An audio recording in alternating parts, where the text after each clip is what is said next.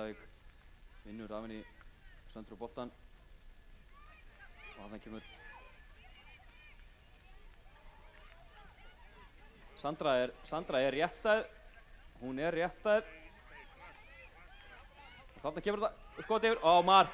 Það er frábært skólabókardæmi gott mark og hver annar en Sandra Stefáni Major Gutierrez. Þetta er 9. leikurinn hennar í sumar í deild og bikar og þetta er 9. markið hennar. Það má með sanni segja að hún hafi tekið þetta ár með algjöru trompi. 11 mínútur liðnar, Þór K.A. 1, Grindavík 0.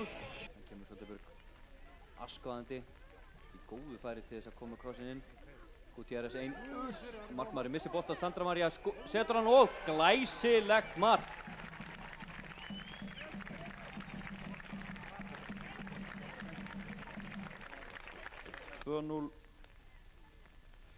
Í Árbænum, Kristín Arna Sigurlásdóttir að setja annað markið á 37. mínútu. Þannig að eins og staðan er núna eru...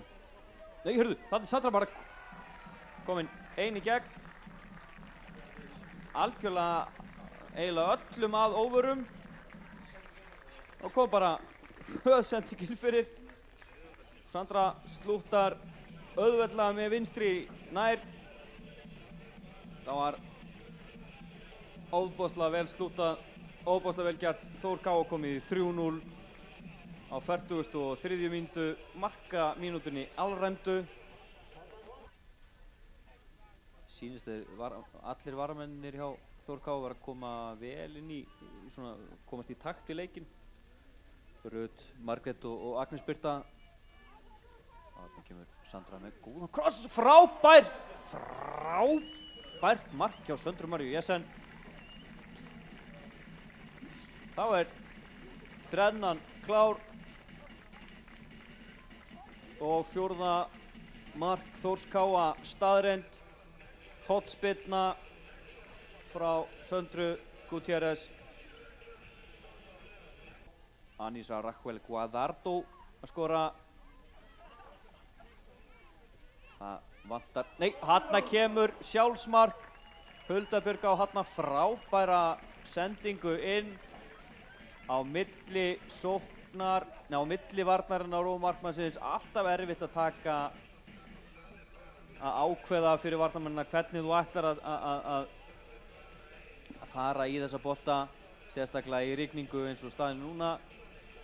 Fest bara niður í varnarmannskilið, þannig að mér sýnist.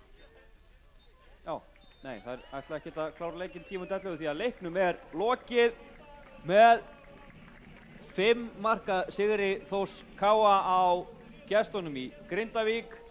8. leikurinn í röð sem að Þór K.A. vinnur í deildinni. Ósigraðar.